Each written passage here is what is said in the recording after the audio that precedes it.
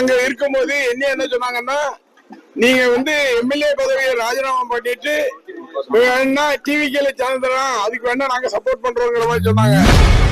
நேற்று செய்தியாளர்களை சந்தித்து பேசிய திமுக முன்னாள் அமைச்சர் அனிதா ராதாகிருஷ்ணன் தன்னை ராஜினாமா செய்துவிட்டு தாவேக்கவில் சேர சொல்லி மிரட்டுவதாக குற்றம் சாட்டியுள்ளார். மிரட்டி பயங்காட்டலாம்ங்கிற எண்ணத்துல இருக்காங்க. நாங்க இருக்கும்போது என்ன சொன்னாங்கன்னா, நீங்க எம்எல்ஏ பதவியை ராஜினாமா பண்ணிட்டு வேணா டிவிக்கேல சேர்ந்துடலாம், அதுக்கு வேணா நாங்க சப்போர்ட் பண்றோங்கிற மாதிரி சொன்னாங்க. நாங்க எந்த இதுக்கும் பயப்பட மாட்டோம், எதுக்கும் பயப்பட மாட்டோம்.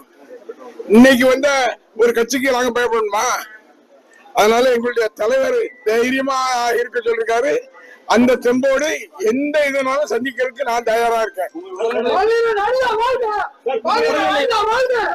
நல்லா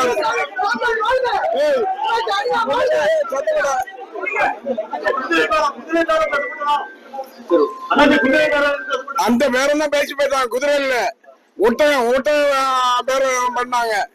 அந்த ஒட்டகம் நடக்காது. ஏன்னா நான் முதல் போட்டு இந்த முதலமைச்சரா நான் இல்ல.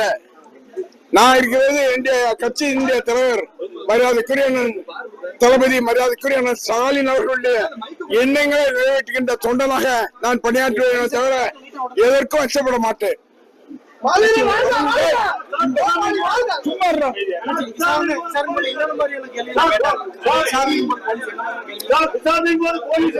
அதாவது 41 ஏதோ ஒரு செக்ஷன் 41A நோட்டீஸ் எனக்கு ஏற்கனவே 31ஆம் தேதி கொடுத்தாங்க. அது என்னுடைய வழக்கறிஞர் வாங்கினாரு. வாங்கிட்டு என்ன சொன்னாருன்னா, சட்டமன்ற உறுப்பினர் சென்னையில வேலை இருக்கிறதுனால 10ஆம் தேதி நேரே போலீஸ் ஸ்டேஷன்ல ஆஜராகி உங்களுக்கு விளக்கம் அளிப்பாருன்னு சொன்னாரு. ஆனால் அதற்கு முன்னால எப்படியாவது, அதாவது ஹைகோர்ட் பெயில் போனோம், அங்க ஏதோ ஒரு தீர்ப்பு வந்துச்சு.